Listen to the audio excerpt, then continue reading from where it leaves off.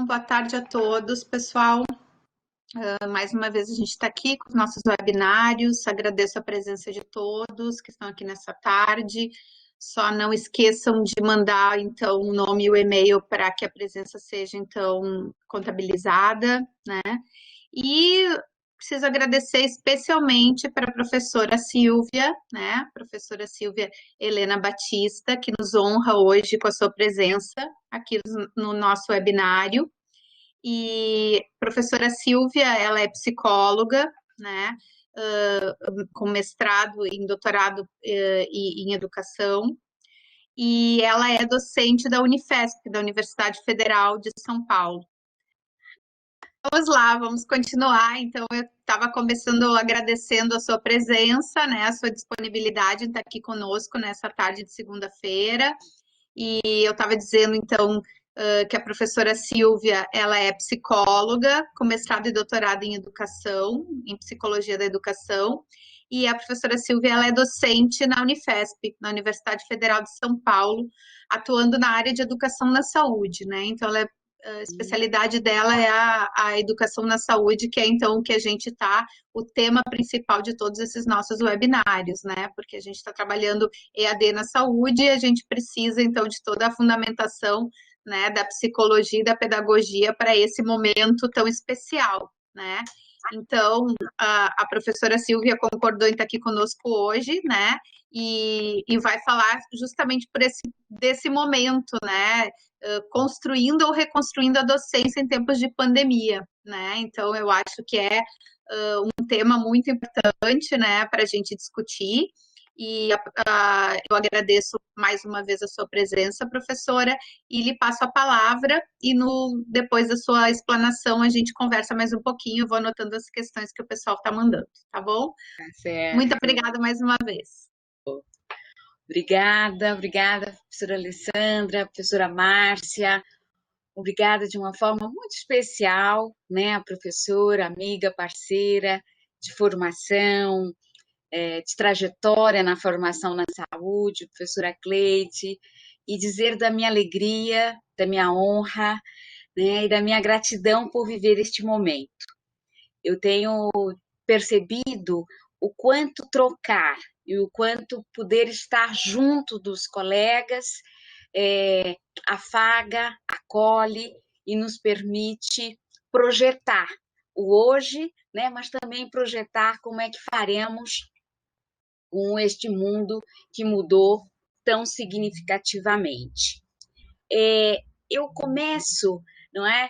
Então, dizendo também, além da minha gratidão, do quanto tenho aprendido com o espaço, estamos juntos, né? E acho particularmente que a sua nomenclatura, que seu título, não é, já expõe a nossa formação como professores e professoras como uma formação colaborativa. Então, é nesta perspectiva que partilho com vocês algumas das reflexões que venham construindo nesta pandemia, neste momento tão delicado, tão duro, não é? Então, eu sou a Silvia. Deixa eu voltar um pouquinho. Estou, como a professora Alessandra colocou, né, sou professora da Universidade Federal de São Paulo, de um campus da expansão, do campus Baixada Santista, um campus ao qual devo os meus últimos 15, 16 anos de desenvolvimento como professora, né? Mas já estava na universidade, no C10, no campus São Paulo. Mas eu vim de Belém do Pará, né? E aí, pensando como é que eu ia falar para vocês, meus colegas, professores e professoras, sobre de que lugar partilho essas reflexões. E pensei que eu venho andando, né? Venho andando desde lá de Belém do Pará, sou filha de Francisco e Clarice. E dentre as inúmeras razões para dizer isso com muita gratidão, quero partilhar com vocês que papai, quando formou em médico, a primeira foto, ele já tinha seus 6 filhos, né? Porque até os 25 anos, papai teve a 4ª série primária, encontrou mamãe, uma acadêmica de odontologia, que abandonou tudo para seguir aquele militar da aeronáutica. E então o papai confessou para a mamãe 2 sonhos. Um de voar em um avião, e ele voou como mecânico na aeronáutica, e outro de ser médico.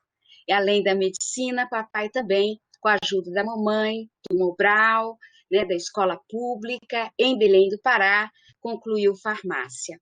Então, essa família grande que partilho, junto com Júnior, Consuelo, Mônica, Simone e Paulo, ela é uma família que foi me ensinando, não é, o valor da escola e o valor da presença, né? Desde a minha primeira formatura no Jardim da Infância, com a minha professora Cidalmina, da Silvia aos 18, 17 anos, universitária, depois da minha formatura em psicologia,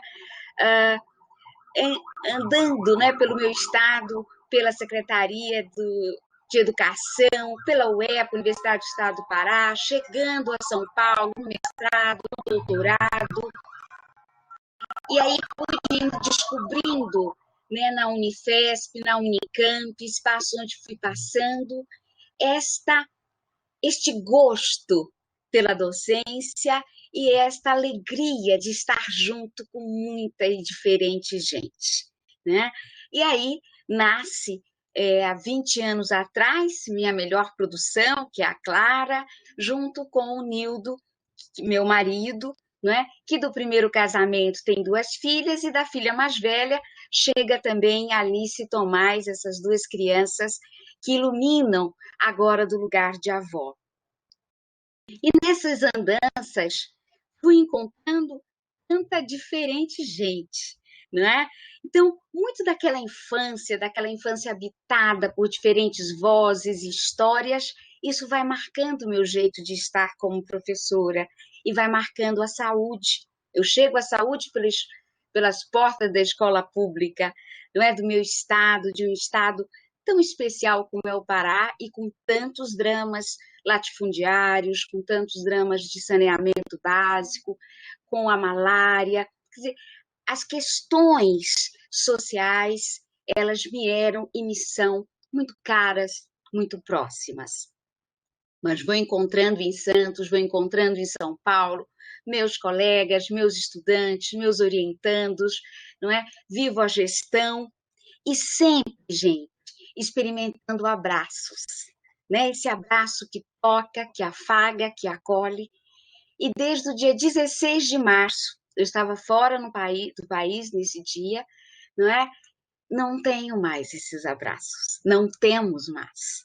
Não é? A saúde e o que o coronavírus vem nos apresentando nos exigiu conhecer na sua dimensão, naquilo que absolutamente tem atravessado o mundo inteiro, não é? Nos permitiu conhecer novas formas de comunicação. E aí, nos últimos meses, tenho estado como vocês, não é? Descobrindo essas ambiências que não me eram familiares, né? Eu sabia, e o que me é familiar é o barulho das vozes, do circuito das pessoas, dos encontros, do jeito paraense de sempre fazer muita festa. E agora tenho aprendido a fazer estas festas de encontros pelas redes, pelas plataformas. E esse ano de 2020, né, ele foi um ano mesmo, está sendo um ano inédito, desequilibrante. E pensei que ao compartilhar minhas andanças, e porque ando andando, não é? Saí lá de Belém, fui para Campinas, vim para São Paulo, estou também em Santos, então vejam que eu estou na estrada mesmo, em alguns mares. Pensei em partilhar, não é? Esta música de João Bosco e Aldir Blanc, e não temos mais Aldir Blanc entre nós nessa existência, que encerrou recentemente, também devido ao Covid, né, com o Bêbado e Equilibrista. Mas sei que uma dor assim pungente não há de ser inutilmente. A esperança dança na corda bamba de sombrinha, E em cada passo dessa linha pode se machucar. A esperança equilibrista sabe que o show de todo artista tem que continuar. E tem que continuar mesmo frente a desequilíbrios, a dores, a perdas que a pandemia nos traz. Um vírus, o SARS-2, desestrutura fronteiras, expõe as fragilidades das políticas públicas de saúde, confere visibilidade dramática à desigualdade social e às lógicas de exclusão que marcam a nossa sociedade. Mas, por outro lado, também possibilita reconhecer a força do nosso SUS, das redes protetivas que temos construídos, dos movimentos solidários, da defesa da inclusão, das memórias, da luta de todos, para que todos e todas tenham direito à vida. E aqui, não é? Se nos aventuramos neste equilíbrio desequilibrado, ou nesse desequilíbrio equilibrante, é porque temos hoje 65 mil homens, mulheres, crianças que já não mais participam desse plano existencial devido à pandemia. Temos o Maracanã. Dói muito. Mas por todos aqueles que permanecem, e por nós, e por aqueles que virão depois, que estão a nascer nesses tempos, nós temos que continuar produzindo luz, sendo iluminados pela luta e sempre, não é, banhados pela esperança. Mas de que esperança a gente fala? E aí eu me valho das palavras do professor Paulo Freire, um professor do qual tive uma grande alegria e honra de ser aluna na PUC São Paulo, onde fiz meu mestrado e doutorado. E o professor Paulo coloca na Pedagogia da Esperança que esperançar é se levantar, é ir atrás, é construir, é não desistir. Esperançar é levar adiante, esperançar é juntar-se com outros para fazer de outro modo. E que encanto e sensibilidade vocês tiveram a chamar o espaço de formação docente de Tamo Junto, que é esse convite para fazer junto outros modos de docência, outros modos de formação. E essa esperança equilibrista, ela segue iluminada por valores e compromissos éticos políticos. É por eles que eu queria dizer a vocês, não é? Que eu me senti muito convidada quando fui navegando pelo Tamo Junto, por aquilo que vocês já puderam discutir, pelos materiais generosamente abertos no espaço, do qual também me ajudam, né, na minha aprendizagem do Moodle, da minha aprendizagem de como fazer um encontro síncrono, né? Esses valores que passam por uma tríade: democracia, equidade, inclusão e qualidade de formação.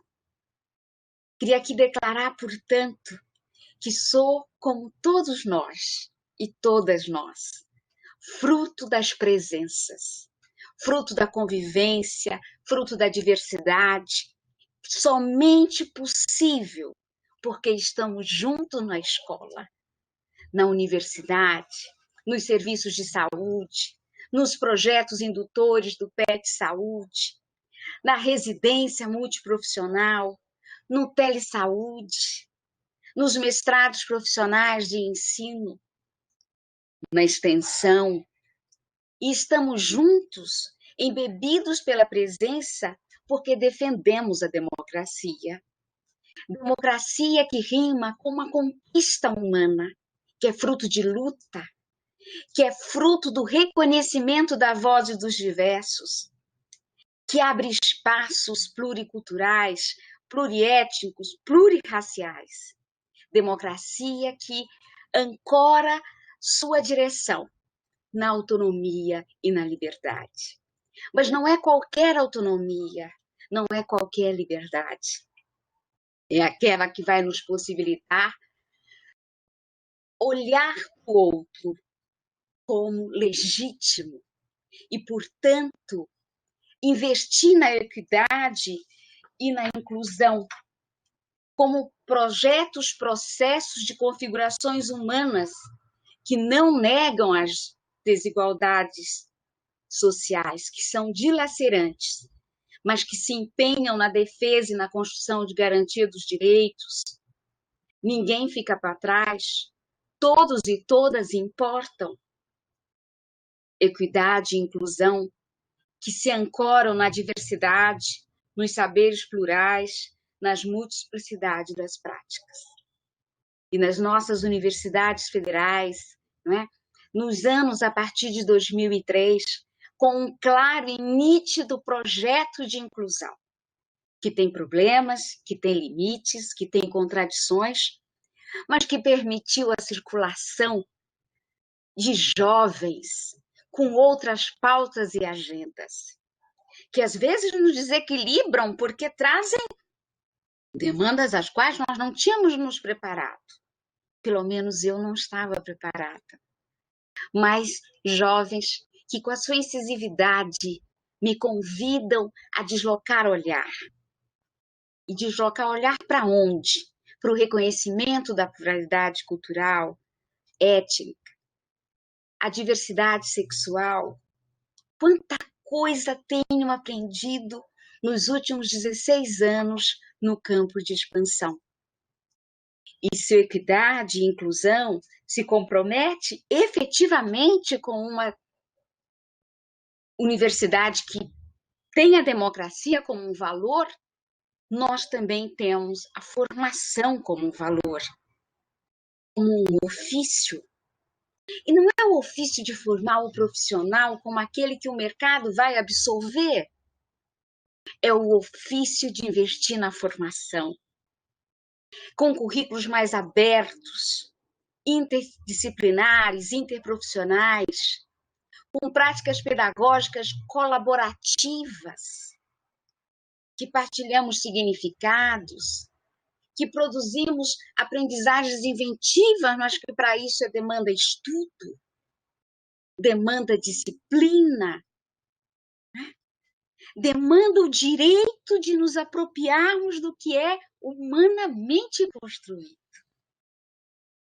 E, portanto, uma formação que vai investir em avaliações formativas e formadoras, formadoras para epistemologias plurais, formadoras para encontrar o outro onde quer que estejamos, formadora para seguir com a luta, mesmo em tempos mais difíceis, mais delicados, mais desafiadores, como o que vivemos. E fico pensando, gente, que esses são valores que podem, e essa é uma crença, né, uma aposta, e eu aposto junto, que podem tornar possível a criação dos inéditos viáveis que nos anuncia Paulo Freire. Esperançar é ser capaz de buscar o que é viável para fazer o inédito. Como vocês, também só retomamos a nossa graduação dia 3 de agosto. Estamos tentando aprender, né? Apostar, a como que fazemos um portfólio, a como que abrimos um fórum, a como que criamos presença no ensino remoto. Então, o ensino remoto emergencial, ele é uma das respostas, não foi a única. As pesquisas, as extensões são respostas poderosas da nossa universidade, das nossas universidades. Mas é preciso também responder para a graduação. Há limites, nós estamos atentos, nós estamos procurando, lutando para que todos tenham acesso, né? Mas quero dizer para vocês que estou habitando a possibilidade do ensino remoto, e mais do que a possibilidade, a decisão por ele, a decisão institucional, como uma decisão ética, E desde que Cleide me propôs esse encontro, fiquei pensando, tá aí, esse é o inédito viável, pelo menos para nós, que o façamos com as cores da democracia, da inclusão, da formação. Como criar esse inédito que represente insistências, persistências e resistências? Tem um autor que também me acompanhou nesse preparo para estar com vocês, que é o professor Jorge La Roça. Eu conheci o professor Jorge La Roça por volta do ano 2000, numa vinda dele aqui em São Paulo. Mas o conheci antes, lendo Pedagogia Profana, né? Quando estive na Faculdade de Educação da Unicamp, pude ser professora do curso de Pedagogia, fui escolhida como uma professora dessas escolhas que nos acolhem e aquecem o coração. E aí resolvemos que iríamos ler juntos Pedagogia Profana. E o professor Jorge sempre lembra nos seus escritos, desde Pedagogia Profana até o que a gente tem por último, né? Esperando no que iremos ser professores, IP de professor, que é a sua publicação mais recente no Brasil, ele tem sempre nos alertado de que nós precisamos insistir, persistir e resistir. Me parece convidada por essas resistências, não é? Por essas persistências e por essas insistências, é que efetivamente encontro, não é? Sem abrir mão do ensino presencial em ato, da convivência, da pactuação, do enfrentamento de dilemas, num coletivo que aprende, que ensina, que intervém e que transforma. Eu acho que a gente pode ter algumas trilhas. E de onde vêm esses meus achos? Vem dos encontros com as pessoas, com tantas pessoas. Porque nós temos que achar trilhas. E penso que uma trilha que me entusiasmou pensar muito nos últimos dias tem sido a aula. Mas a aula, o que é aula? Aí eu me valho de um outro professor das palavras, o poeta Manuel de Barros, que também não está mais entre nós, que dizia em um dos seus poemas, A Aula, no seu livro Memórias Inventadas, A Segunda Infância, o que não gosta de uma palavra de tanque, porque as palavras de tanque são estagnadas, estanques, acostumadas, e podem até pegar mofo. Quiseram um idioma de larvas incendiadas, palavras que fossem de fontes e não de tanques. Se nós pudermos, junto com os estudantes, com os técnicos, com as pessoas presentes no ensino remoto emergencial, construirmos aulas de larvas incendiadas que mantenham os compromissos e os valores e que mantenham o compromisso com a convivência, com a presença. Talvez possamos nos aproximar da aula que nos apresenta La Roça. Aula como lugar da voz, como um espaço generoso, que por sua própria estrutura se coloca sobre o que és, te faz ser melhor, ser mais cuidadoso, mais atento.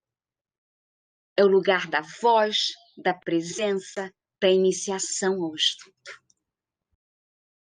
Sabe, gente, eu tenho tentado preparar o Moodle, com todas as minhas limitações tecnológicas, sem saber usar alguns dos seus recursos e atividades, porque é uma lista imensa, mas tentando prestar atenção, continuar comprometida com as pessoas, com os estudantes, com as estudantes, com os usuários, com meus colegas terceirizados, com meus colegas técnicos, continuar comprometida com esta sociedade e com as suas lutas por liberdade, por autonomia, por democracia.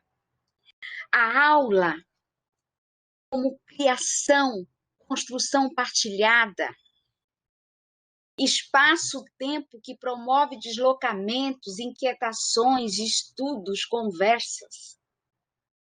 A aula que implica a professora, o professor em ato, elaborando junto com os estudantes os itinerários do estudo da aprendizagem. A aula como criação de interesses, mas não interesse como algo que já nasce com a gente, não. O interesse que é engendrado pela nossa condição material, presente. Portanto, é um interesse que é poroso aos saberes, às epistemologias. Fico pensando que a aula em que a dor do momento terá que ter espaço, em que teremos que nos perguntar como estamos, quais são nossos projetos.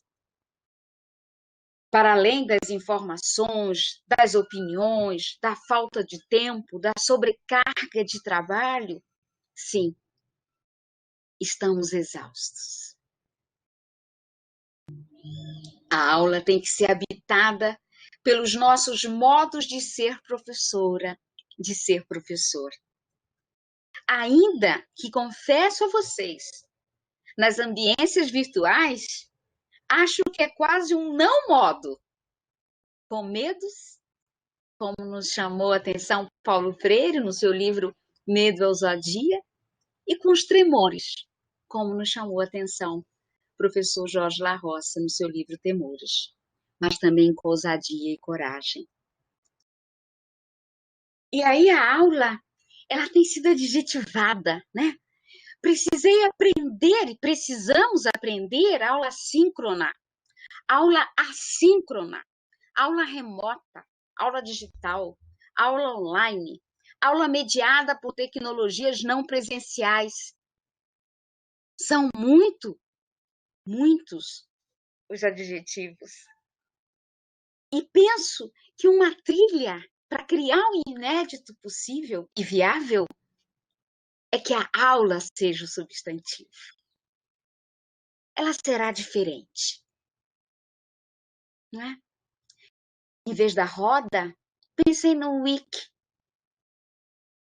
Em vez do trabalho do subgrupo, penso no fórum. Mas é a aula. E é isso, gente. E é o colocar a aula como substantivo que me parece que aí nos aproximamos de uma segunda trilha, que estão imbricadas, né? Neste mapa que a gente está construindo no caminho. A experiência é o que nos passa, o que nos acontece, o que nos toca. Não é o que se passa, o que se toca. A cada dia se passam muitas coisas, porém, ao mesmo tempo, quase nada nos acontece. Portanto, uma segunda trilha, consegui esboçar a aula como experiência. O que tem nos acontecido? Nos tocado? Como tem sido esses meses? Como temos organizado esses horários que parecem não ter fim, de lives, de encontros, não é? São muitas coisas. São abundantes.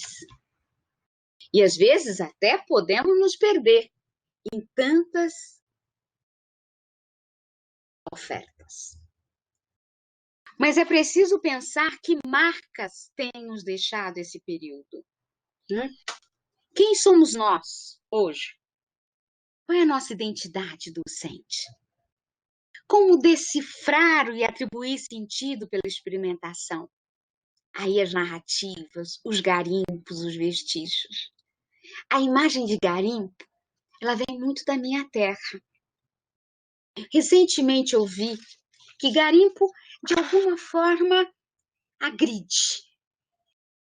Mas eu prefiro pensar, como aprendi garimpo, como um trabalho sistemático, artesanal, persistente e insistente, porque sabe que ali existe algo, mas que não se revela de todo logo. Precisa de tempo, não é? E é esse tempo. Precisamos pensar para tomar a aula como experiência, né? Porque apesar de estarmos todos sob o mesmo acontecimento, não estamos todos com a mesma experiência.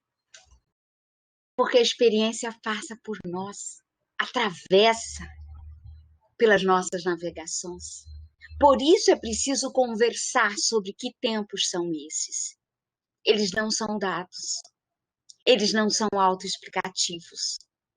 Eles hão de ser construídos com as suas dores, mas também com as delícias que a insistência, que a persistência e que a resistência e a resiliência nos permita construir.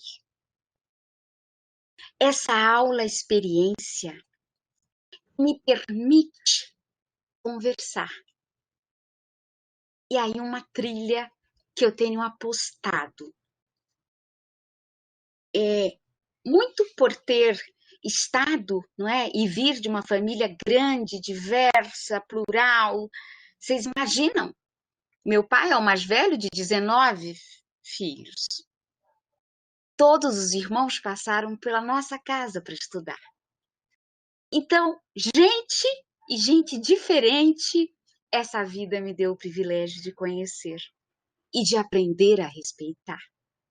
Desconfio daqueles que logo se entristecem com barulho. Mas nem todo barulho faz sentido. E as conversações, para se tornarem trilhas, né? Para se tornarem diálogos. E aí a gente volta para o professor Paulo Freire, né? Como o espaço da produção do outro e do eu, como partilha e não como propriedade. A aula como experiência, né? Conversa. Mas conversa com quem? Conversa sobre o quê? Quem traz a agenda da conversa? São múltiplas as conversações. São múltiplas as conversações e eu gosto muito do Gabriel Garcia Marques. E adorei, retomando, né, nessa preparação para estar com vocês, quando num dos seus contos tem uma frase que diz: as ideias não são de ninguém, andam voando por aí como os anjos. Por isso conversação não é propriedade, é partilha. Porque na hora que você se põe como aula, intencionalmente planejada, organizada, com a figura da professora presente, sim, não é? Não há por que abrir mão. É na disputa das propriedades educativas das tecnologias. É a nossa autoria, é a nossa autonomia, mas não é soberania. Por isso é que eu consigo conversar. Conversar com os outros sobre a vida, o mundo, os cotidianos.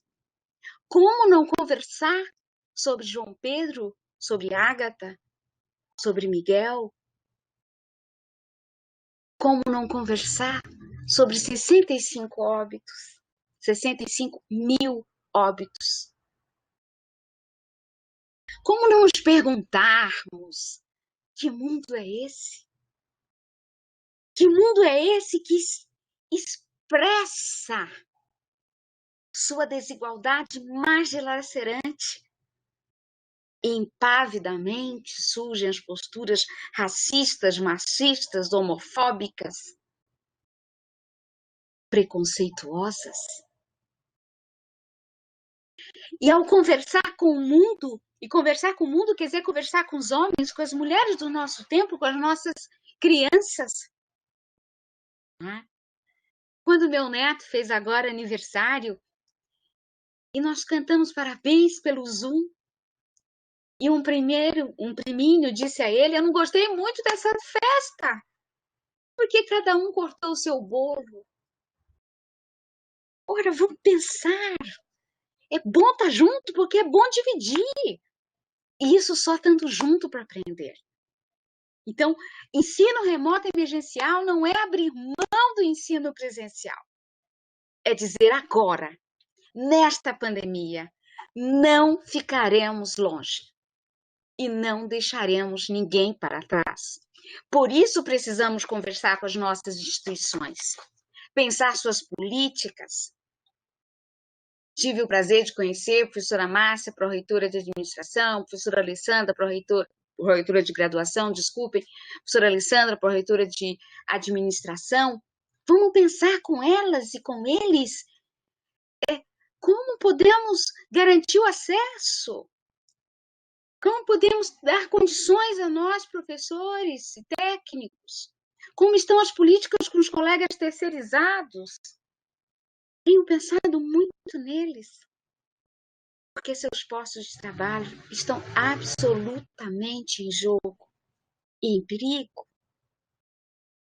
Conversar com os colegas, não é? Técnicos administrativos, perguntar como estamos, quais as nossas dores, quais as nossas alegrias, conversar com os estudantes.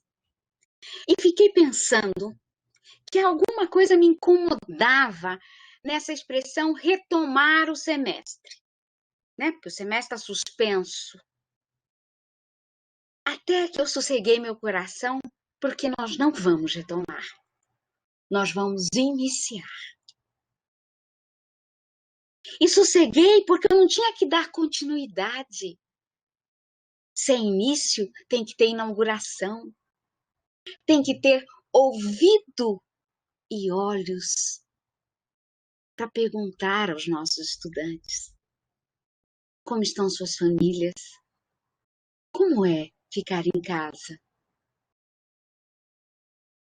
Isso sossegou, porque aí eu passei a planejar as aulas como aulas iniciais. E sabe aqueles rituais, quando o nosso coração treme como professor? E como nós temos que acolher nas aulas os estudantes e as estudantes, não é? Pensar que eles verão, não é? Onde estou, ouvirão um barulho. Talvez o Coda, o nosso cachorro, passe por aqui. Talvez alguns não possam abrir as câmeras. Enfim, gente, é essa conversação que vai possibilitar que o estudo, que aquilo que marca nosso jeito de estar no mundo, aconteça, de estar no mundo acadêmico, não é? Conversar com os nossos pares docentes, não é? Quanta coisa! Desculpem. Conversar sobre as nossas experiências, sobre os nossos medos, não é? Conversar sobre aquilo que existe já pronto e aquilo que a gente vai precisar construir. Tanta gente já conhecia o mundo e tanta gente não conhecia. E eu estava ali no meio, né? Era mais um repositório do que um espaço de aula. Conversar sobre os planos. E aí as equipes docentes são preciosas. Porque nosso estudante não estará somente conosco no ensino remoto. Ele estará com 3, 4, 5 professores. E nós não estaremos isoladamente com eles. Olha que preciosidade desta aula. Ela pode ser mais coletiva do que ela tem sido. E aí, gente, acho muito interessante, muito significativo, não é? Pensar que a experiência não é o caminho. Não dá para dizer que o inédito viável vai chegar um dia, tá pronto. Eu desconfio que o inédito viável, quando estiver pronto, nós estamos em outro momento. Porque a experiência, nos ensina na roça, é a abertura para o desconhecido. É o caminho. E aí, olha que coisa que me empolgou quando eu percebi, estudando para estar com vocês. A construção do inédito viável e possível está em ato, porque nós estamos trilhando as trilhas, essas que eu citei e muitas outras que vocês já sabem e com as quais eu vou aprender, porque ele está em andamento. E somente é possível pensar que o inédito viável e possível está em andamento, não é? Porque nós temos um espaço como o de vocês. Estamos juntos. Fiquei pensando, eu conheço alguns espaços das nossas universidades federais, mas nenhum tem esse nome. Eu estou apaixonada por esse nome. Mas estou apaixonada também pela potência colaborativa dele. Porque formação docente é sempre um desafio. Né? A nossa carreira docente, ela é muito preenchida, né? Dos encontros, das conquistas. Mas, às vezes, ela acaba se preenchendo de vaidades menores, eu diria. Né? Menores se eu comparar com a tarefa educativa. Aí a gente se deslumbra com o título, fica todo empolgado porque publicou um artigo no A1. E aí a gente não está com o outro. Portanto,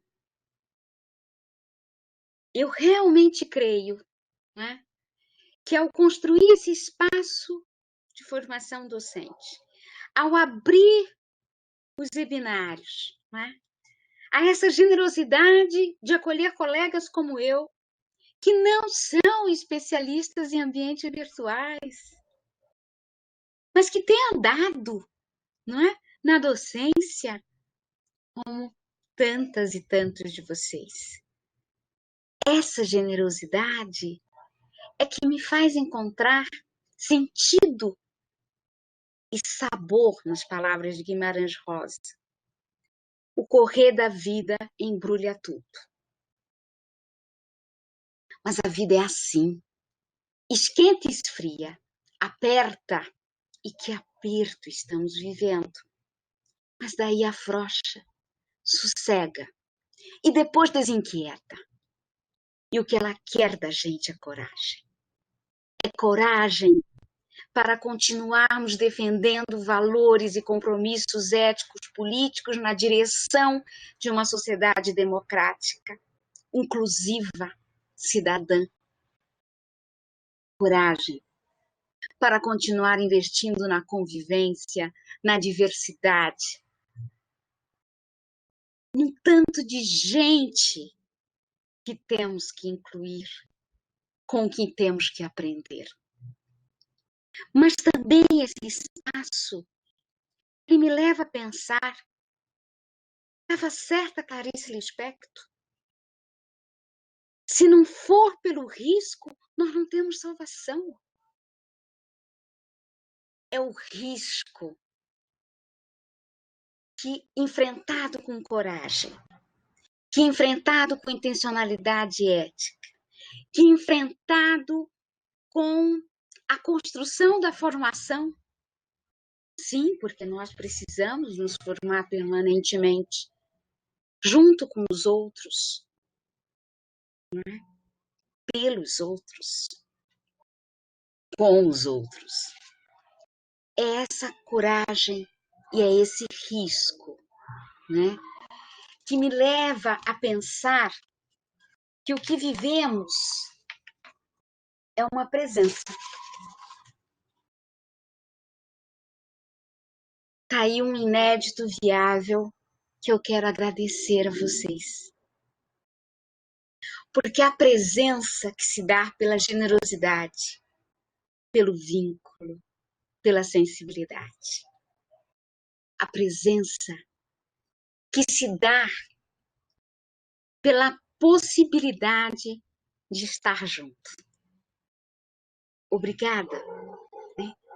Obrigada por terem me permitido dias de estudo, imaginando, por ter acelerado o coração quando caí, né? O computador apagou e fiquei pensando, o que fazer?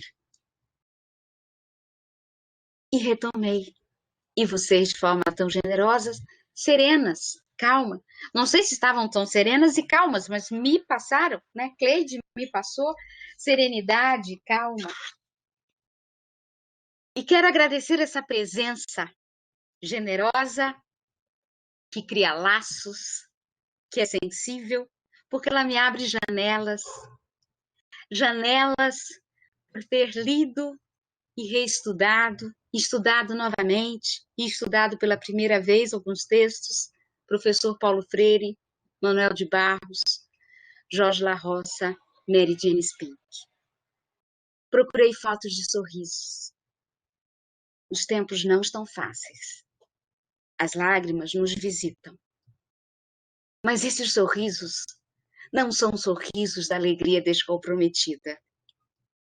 São sorrisos de intelectuais, de professores, de professoras. Produzem, vinculam, que colocam a serviço nosso e, portanto, da humanidade nesse momento, os seus saberes.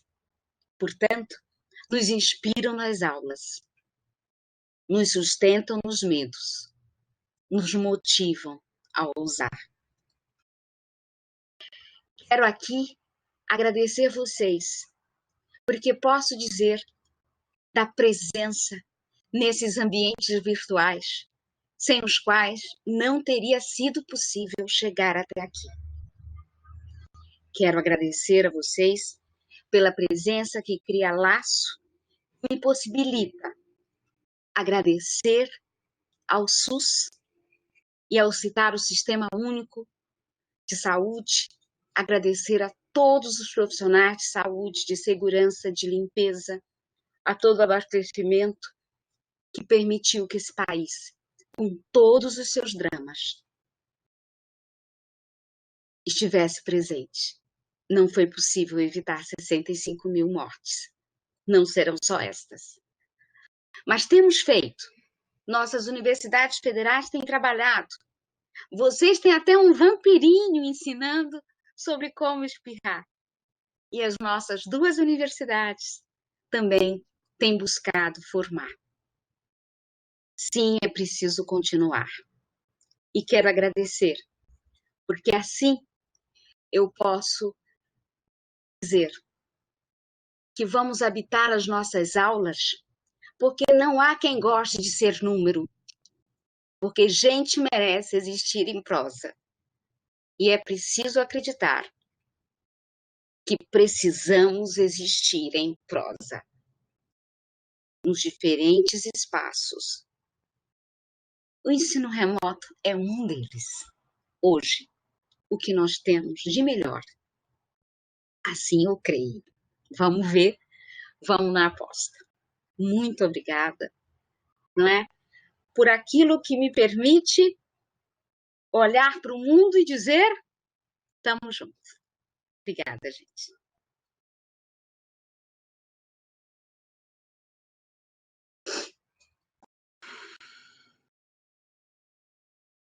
Professora Silvia chegou a estar emocionada, acho que vai ser difícil para eu falar agora, porque a sua fala me deixou arrepiada. Eu agradeço imensamente, né, a sua fala, a sua sensibilidade, os pontos que foram tocados aqui, né, e realmente a gente queria passar tudo isso, né, da questão da gente estar junto mesmo e da gente querer apoiar os nossos professores, a gente querer pensar como enfrentar esse momento juntos, né? E a sua fala, assim, me deixou emocionada por tudo que foi abordado, né? Por toda a sua sensibilidade em tratar de temas que para a gente são tão caros, como, por exemplo, os terceirizados, né? A gente teve todo um cuidado agora com os nossos terceirizados, de prepará-los, do Comitê de Biossegurança, trabalhar com eles, para eles aprenderem a se cuidar, né? Porque a gente não pode parar totalmente os nossos contratos, né? A gente precisa continuar limpando a universidade, a segurança e tudo. Então, foram pontos que foram trazidos e que não são tão caros e que me deixou assim extremamente emocionada, né? Eu já tenho algumas manifestações, não muitas, mas agora estão entrando porque eu acho que as pessoas ficaram tão impactadas e prestando tanta atenção que nem pararam para escrever, né, as suas considerações, mas agora a gente já vai tratar disso. Eu acho que uma das coisas que foram faladas casa muito com o palestrante da segunda-feira passada, que foi o professor Antônio Moreira, de Portugal. Sim. E ele falou muito de que a gente não está em isolamento social, que a gente está em isolamento físico, porque o isolamento social não existe, porque a gente continua usando a tecnologia para se comunicar, né? Então, quando a senhora falou das conversações, eu acho que é muito importante a gente continuar. Eu tenho um grupo de colegas que a gente se reúne semanalmente para discutir uma série de questões, né? Então, a gente tem que continuar conversando muito, mesmo que virtualmente. A gente não tem mais aquelas conversas que a gente para, às vezes, no corredor, né? Para conversar quando sai de um evento ou quando sai de uma aula, encontra um colega, mas eu acho que essas conversações virtuais, elas vão ser muito importantes nesse momento, né? Então, como a senhora colocou, essa troca vai ser essencial para que a gente consiga, né, passar por esse momento de ineditismo em tantos aspectos, né? Então, eu quero agradecer muito e queria chamar assim, a atenção para um termo que eu acho que é uma palavra que foi destacada pela senhora no trecho extraído do Guimarães Rosa, né? Que é a questão da coragem, né? Eu acho que todos nós, a gente está tendo que ter muita coragem para enfrentar tantas situações, né? A gente tem que ter coragem para não ver os nossos parentes, as nossas pessoas queridas, a gente tem que ter coragem para ser firme e manter isso, né? Para protegê-los, né? A gente tem que ter coragem para enfrentar todo esse momento e a coragem realmente. O meu pai dizia que a coragem é a mais importante das virtudes, porque com ela a gente enfrenta todo o resto, né? Então, eu acho que a sua fala foi encantadora, né? E eu vou, então, ler um pouquinho, né? E o seu último slide, eu acho que resume a sua fala, né? Generosidade, vínculo e sensibilidade. Então, eu vou ler um pouquinho das falas, né, que foram enviadas e agora vieram mais algumas. Como eu disse, eu acho que o pessoal estava meio entorpecido pela sua fala e não estavam mandando, né, as suas contribuições. Mas agora, quando acabou de falar, vieram várias mensagens, então eu vou lendo para a senhora. Então, a professora Sheila diz o seguinte, logo no início da sua fala: que início lindo, lição de vida, porque pedras pelo caminho podem ser obstáculos ou alicerces, só depende da gente. Professora Caroline Reppold, que linda essa fala da professora Silvia, emocionante e tão empolgante para este momento e que estamos nos reorganizando para as aulas. Obrigada. Professora Ana Boff, Silvia é pura poesia, me encheu de esperança. Professora Maria Ismênia, reflexões profundas. Obrigada, professora Silvia. Professora Maria Lúcia Lemos, obrigada, professora Silvia, por estar junto conosco e ter preparado com tanto carinho e sabedoria essa apresentação e vir a brilhantar nossos webinários. Professora Cecília Flores, que maravilha de exposição. Parabéns pela iniciativa. Professora Eliane Dalegrave, parabéns pela abordagem confortadora, transformadora e libertadora. Acho que são palavras também que resumem a sua fala. Professora Mariana Deues, Parabéns, professora Silvia, pela fala, muito inspiradora. Professora Sheila, foi lindo do início ao fim. Professora Melina Terres, muito obrigada, professora Silvia, quanto amor e carinho na sua fala. Professora Caroline Rappold, quanta generosidade e sensibilidade da professora. Professora Kellen, que lindo, quanta empatia e sensibilidade. Agradecida, professora Silvia, por aquecer meu coração e me encher de coragem. Professora Aline Camargo, colegas, não consegui assistir tudo, mas agradeço imensamente pelo que consegui assistir. Me trouxe esperança. Professora Caroline Rappold, foi demais. Professora Ana Luísa Freitas, obrigado, Silvia, pelo seu lirismo e seu modo de ensinar. Muito inspirador. Professora Maria Lúcia Lemos, pena que não deu para bater palmas juntos e de pé. O webinário tem esses problemas, né? E a professora Caroline Rappold disse que também estava muito emocionada, assim como eu, bem no momento que eu comecei a minha fala. Professora Luísa Maria, muito obrigada pela sensibilidade, pela reflexão e motivação. Professora Rita Aquino, uma luz de esperança nas suas palavras, Silvia. Professora Fabiana Raimundo, muito obrigada pela fala. Momento difícil, muitas incertezas. Muito bom refletir o nosso papel nesse processo e na vida dos nossos alunos. Eu acho que essa contribuição da professora Fabiana, né, a gente, assim como todos nós, para a gente é um desafio e precisa de coragem, né? A gente tem que ter empatia com os nossos alunos, né? E pensar na sobrecarga também deles e no quanto que a gente tem que enxergar, né, o lado deles, né, Silvia? Sem dúvida, que veja, né, professora Alessandra, primeiro, obrigada, né, são generosos demais. Eu tenho certeza que estamos juntos e por isso nos emocionamos, né, porque, enfim, estamos passando, né, vocês também devem estar, o que nós estamos vivendo aqui no Hospital Universitário, colegas que ontem, né, perdemos um colega, o nosso grande colega da recepção não está mais com a gente. Então, são dores, né? E aí você vai tendo que lidar. Mas acho que uma das grandes questões que tenho me colocado no planejamento do Moodle, não tem só o Moodle como plataforma, mas o Moodle, bom, eu acho que ele é mais potente, eu acho que ele é mais preservado do que o Google Classroom. É isso, né, professora Alessandra? Nossos estudantes não estarão só com a gente, né? Então, penso que essa questão da equipe de professores é alguma coisa que eu tenho procurado continuar aprendendo. Acho que em Santos a gente já trabalha numa equipe, então eu trabalho numa equipe de 8 colegas, mas acho que pensar, por exemplo, quem vai estar com os ingressantes, né? Eles, eu estou assim, porque eles chegaram para a universidade, né, com milhões de... Eles querem circular, gente, eles querem as paredes, né? Vendo a Clara, que está no terceiro ano, ela tem milhões de críticas ao prédio que ela estuda, mas ela quer o prédio de volta, ela quer estar lá, né? Ela quer os corredores, a gente quer os cantos e as esquinas.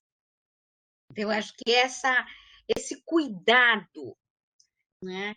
E enquanto eu estudava para o dia de hoje, conversamos com, inclusive a Cleide estava num webinário muito interessante com o professor Sérgio no Feimer, e ele dizia isso, quer dizer, é preciso perguntar para os estudantes como eles estão, né? Quais foram as experiências, quer dizer, isso precisa estar na agenda, porque senão a gente corre o risco de entrar, olha, aqui está o programa, tais fóruns, tais chats, tais dias síncronos e vamos que vamos. Não é assim, né? Então, eu acho que se a gente... Por isso, eu lia, e algumas eu assisti do Espaço Tamo Junto de vocês, e acho que vocês estão construindo, assim como nós aqui, com outras características, essa aproximação, né? Porque, enfim, o dia 3 de agosto vai chegar, Sim, sim, vai, vai.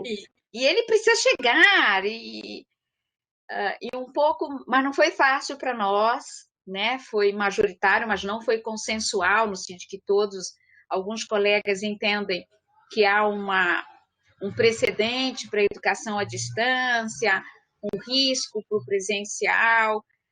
Daí, porque a minha insistência é que eu não estou abrindo mão do presencial, Uhum, mas uhum. até para que a gente possa ter o presencial, vamos habitar o remoto, vamos aprender, né? Eu acho que colocar-se no lugar do estudante, né? Saber que ele não tem 8 horas diárias e que, enfim, ele vai ter muita coisa para circular e dependendo de onde ele está, não é?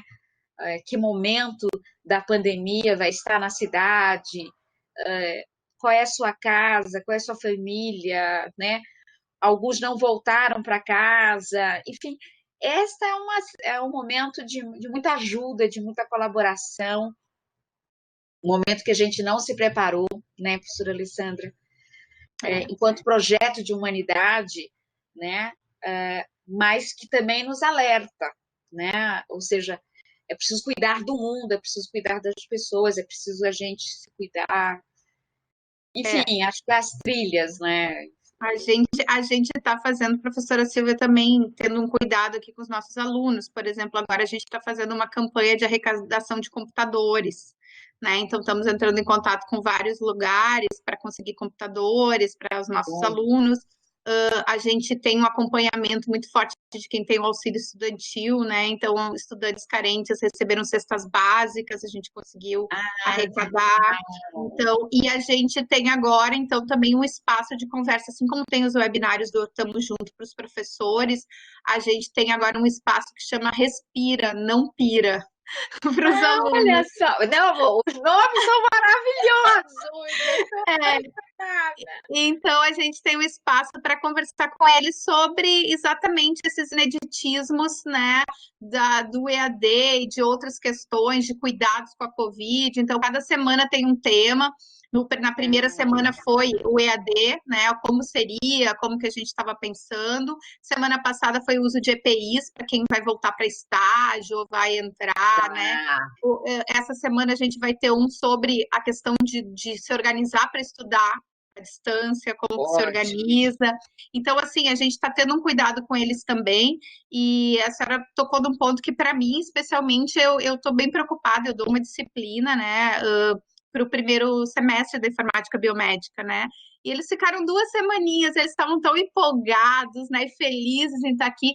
Então, eu já estou pensando, bom, o que que eu vou fazer para manter essa empolgação, né? Porque é uma disciplina que apresenta informática biomédica para eles, todas as possibilidades. Então, como que a gente vai trabalhar isso, né?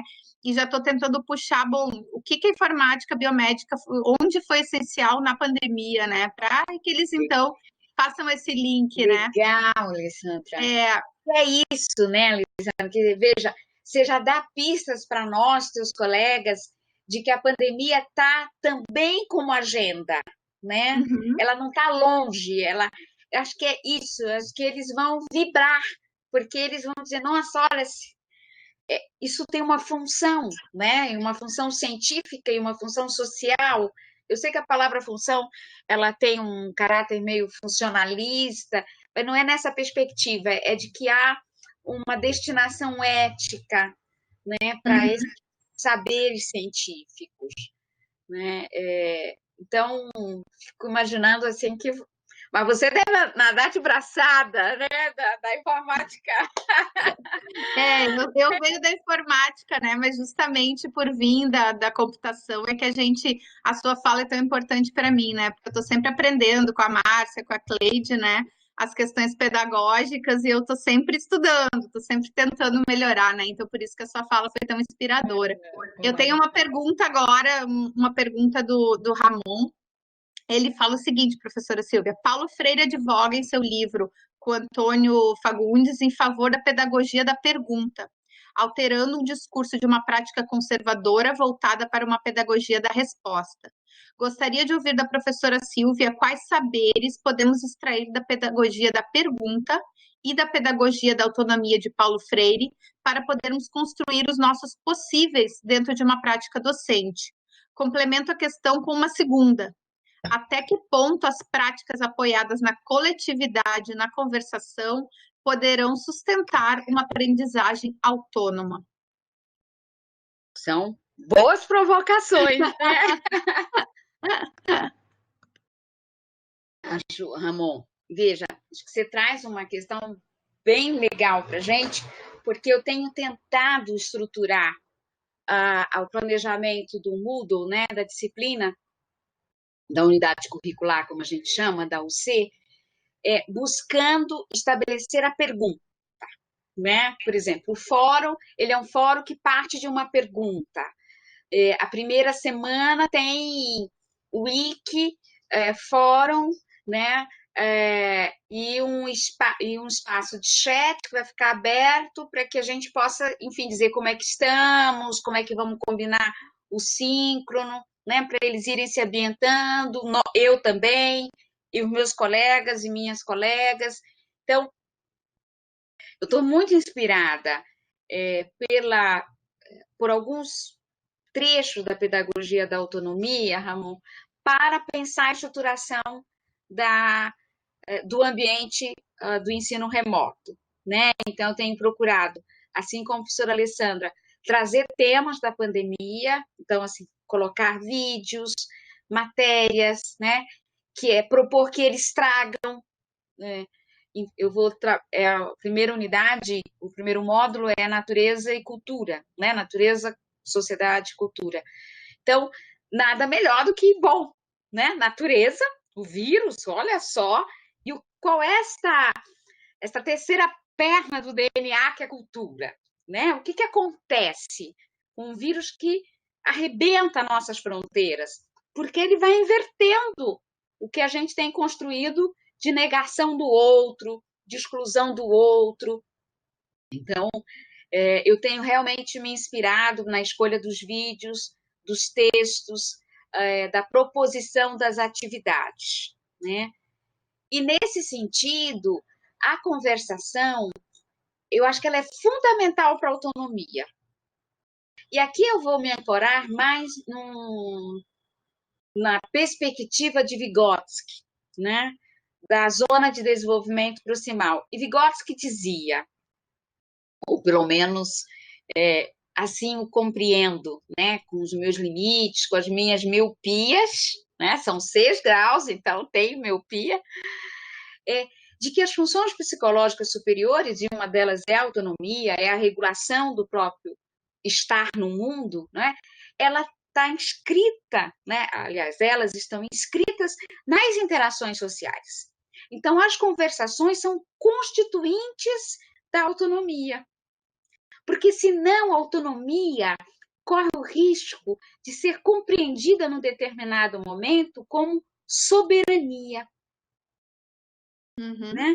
E a autonomia vai ali fazer par com alteridade, com respeitar o outro, com reconhecer o outro como legítimo, como interlocutor. Né? Então, quando fui percebendo e fui esboçando essa pequena cartografia com a trilha da conversação, eu estava lá no valor, né, da autonomia e da liberdade, mas como construções sociais, não é, a favor de um projeto coletivo. E aí tem uma questão interessante, professora Alessandra, Ramon e colegas. O professor Jorge La Roça, num texto dele sobre a experiência, fala que o sujeito da experiência é esse sujeito que está aberto, que se apaixona, não é esse sujeito que padece, é esse sujeito que sofre. Porque o sujeito impávido, rígido, não empático, e nós temos vários exemplos hoje no nosso país desse sujeito, que é o sujeito da não experiência, porque não o toca. E a nossa compreensão ela é difícil para esse sujeito, porque dá vontade de balançar, de dizer assim, companheiro, você não está vendo? Não, só isso, assim, senta que eu vou, né? Parece o Rá-Tim-Bum, senta que lá vem a história. E E acho que a conversação vai incidir nessa construção do sujeito da experiência, né? Do sujeito que tem que negociar significado, do sujeito que tem que negociar pactos, diferenças. Não é fácil, né, Alessandra? Eu estava até ano passado na gestão do campus Baixada Santista e te confesso, alguns momentos eu achava que, não, já tá bom, gente, eu vou aposentar, né? Porque era uma agenda, sabe? Era assim, vem o restaurante universitário, vem o almoço, vem o jantar, vem o final de semana, vem o café da manhã, e não tem orçamento, e você vai, né? E não tem moradia, no nosso caso. Por outro lado, foi nessa negociação. Então, os nossos estudantes fizeram greve, os nossos estudantes ocuparam o prédio. E vejam, a velha Silvia, eu não contei tudo porque não deu tempo, eu sou de casos, viu, gente? Aliás, quarta é meu aniversário, por isso que vocês foram um presente para mim, chegar aos 56 anos podendo falar disso. A velha Silvia nunca tinha vivido ocupação, e eu estudei numa escola militar. Então, vocês imaginam o que é ver o campus ocupado. E aí eu tive que me deslocar. E foi na conversação, né? Eu sentei e disse, apareceu lá um policial, professora, a senhora quer ajuda? Eu digo, não, muito obrigada. Eu acho que o senhor tem outras tarefas. A minha tarefa é essa. Eu sou professora e eu tenho que conseguir conversar com os estudantes. E aí fomos negociando, né? Claro, com várias mediações, com colegas mais preparados do que eu para conversar com eles, com os estudantes militantes dos partidos políticos. Com... Isso, gente, eu venho aprendendo, né? Então, esta Silvia que hoje está com vocês é uma Silvia muito alargada pela conversação, né? Então, eu me sinto mais autônoma, mais autoral, com maior identidade docente, né? Acho que é uma coisa assim do Lattes, tá? Sou professora, né? Essa disputa mesmo. Então, me sinto, não sei a mediação tecnológica, mas sei onde pretendo chegar, então estou discutindo com os colegas como configuramos o espaço, como não configuramos, quantas horas é possível ter dos estudantes, enfim, né? Quarta-feira também vamos ter uma conversa com os estudantes, quarta vocês têm um encontro com a professora Sueli, né, da Unicamp, que é brilhante, enfim, aprendo demais com a sua sobre a questão do estudante, da autorregulação, não é? Então, a minha aposta tem crescido que a conversação é uma trilha fundamental para a construção da autonomia, para essa autonomia que se corresponsabiliza pelo outro, né? Eu não posso querer que só eu tenha, né? Ainda que eu tenha, eu preciso dizer que o outro não tem, que é isso, assim. Né? Aqui nós temos 1.500 estudantes que a gente também está na campanha de doação e de compra de equipamento. E na última semana o MEC aportou, ou irá aportar os recursos para a conectividade, né? Enfim, e aí a professora Alessandra sabe mais do que eu, porque como pró-reitora de administração, aqui, e eu estava... Planejamento. De planejamento, e eu estava até ano passado, e a gente sabe o que é planejar e não vir o orçamento, planejar e contingenciar o orçamento, planejar, e você fica, não é? Mas, enfim, a gente vai ter que enfrentar isso junto e também produzindo conversações, né, e movimentos. Então, acho que tanto a Pedagogia da Autonomia do professor Paulo é um livro que tem me orientado bastante, né? A Medo e Ousadia. Então, Medo e Ousadia é o primeiro livro que eu comprei quando eu comecei a ser professora, em 1987, né? Foi o primeiro livro do professor Paulo que eu comprei. E os textos do Jorge La Roça também têm me ajudado, né? E eu tenho aprendido com o grupo da Unicamp a questão do estudante universitário e dessa geração que é tão diferente de mim, né? Mas que tanto tem me ensinado. Assim, só para. Eu já vou terminar, professora. Quando eu comecei na direção, foi a primeira experiência que eu tive com um aluno transexual, né? Com uma aluna.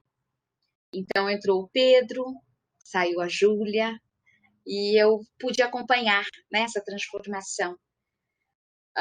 E como o Pedro e como Júlia tiveram paciência com a professora Silvia de discutir, né?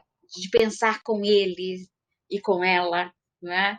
E agora uma colega de trabalho fez psicologia, está super bem na vida e eu fico feliz, assim. Mas só para dizer para vocês que é muito recente, isso não é fácil. Isso eu não achava, e apesar de me achar super aberta, psicóloga, ok? Não é assim, né? Mas o quanto os meus estudantes têm me ensinado a olhar para as práticas racistas, para as práticas homofóbicas, que são as práticas da nossa sociedade. Então, eu devo muito às conversações. Eu acho que a gente aprende, né, diariamente com os nossos estudantes, né? E agora, nesse momento, as nossas limitações são diferentes das deles, né? Porque eles navegam de uma forma, pela tecnologia, de uma forma que a gente não tem essa, né, essa facilidade. Então, as limitações deles serão outras, né? Diferentes das nossas. E eu acho que a gente tem que, justamente através da conversação, é que a gente vai conseguir chegar num denominador comum, né? Então, bom, tem mais elogios aqui para a professora Silvia. A Caroline Heppel disse: esse trecho do Guimarães Rosa, meu lema de vida, ela falando do trecho da coragem, né? Professora Thaís Moreira, parabéns para a Silvia por nos motivar ainda mais para novos desafios. Professora Joana, muito linda e poética a fala da Silvia, e de fato, a vida nos exige coragem, com muita sensibilidade, Silvia nos resgata o caráter humano do nosso fazer. Professora Prisla, gostaria de fazer o meu agradecimento ao empenho da comunidade UFSPA por fazer deste momento de inspiração e de ainda mais esperança e afeto. Professora Simone Canabarro, foi lindo como o sol, brilhando suavemente e nos iluminando. Olha que lindo, professora Silvia. Professora Joana, Silvia, em tempos que estamos distantes, é muito bom se sentir tão tocada e abraçada por ti. Professora Joana, nosso papel na docência passa pelo cuidado, não só com o processo de ensino-aprendizagem, mas pela pedagogia do afeto. E para cuidar, é muito bom se sentir cuidada desta forma. Professor Alberto Razia, aplausos, professora. Muito obrigada por toda a sua gentileza, humanidade e afeto. Muito obrigada por sua aula. Professora Letícia Casarim, estou com uma internet péssima e perdi um pedaço, mas do pouco que consegui acompanhar, gostei muito. Obrigada, nossa palestrante e a equipe, pelas ótimas reflexões. Parabéns e boa noite. Professora Mônica Fernandes, professora Silvia, agradeço os depoimentos e relatos. E feliz aniversário com saúde, sabedoria e harmonia. E o professor Ramon, o Ramon, que é o nosso bolsista do NEAD, do Núcleo de AD, falou: muito obrigada, professora, pela resposta. Gostei do apontamento sobre autonomia e sabedoria. E o professor Batiega disse que, além de tudo, a senhora é diva. Não sou, não! Você sabe que eu sou uma paraense, Papa Chibé! Então, eu tenho um carinho muito especial pelo Pará, viu? A gente tinha um projeto lá, o projeto na SUS, eu fui muitas vezes para o Pará. Eu tenho uma afilhada lá, meus melhores amigos moram lá, eu conheci no mestrado aqui em Porto Alegre, então eu tô com uma saudade de Belém, então quando a senhora falou do Pará, me deu uma saudade.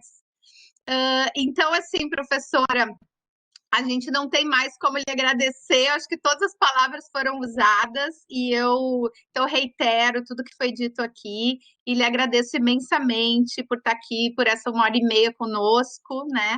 Então, e que possam vir outras oportunidades, né? E que no futuro bem próximo, presenciais, para a gente poder lhe dar um abraço bem apertado. Pois é, né? Conforme foi dito, eu lhe aplaudo aqui, que pediram para lhe aplaudir, tá bom? Muito obrigada, tenha uma boa Obrigada. noite e feliz aniversário adiantado. Com toda essa situação, né, inédita, que seja um bom aniversário e que a senhora possa comemorar junto da sua família, tá bom? Muito obrigada. Obrigada, gente. Muito, muito obrigada, né? Eu que me sinto abraçada, fortalecida, inspirada. Obrigada, Cleide, por ter me possibilitado. Obrigada, Márcia, Alessandra, todos os colegas, né? E estamos junto. Eu Tamo não vou junto. esquecer esse convite que vocês fazem a todos nós, professores e professoras. Muito obrigada, viu? Obrigada, professora. Tchau, pessoal. Muito Beijo obrigada grande. pela presença hoje. Um beijo.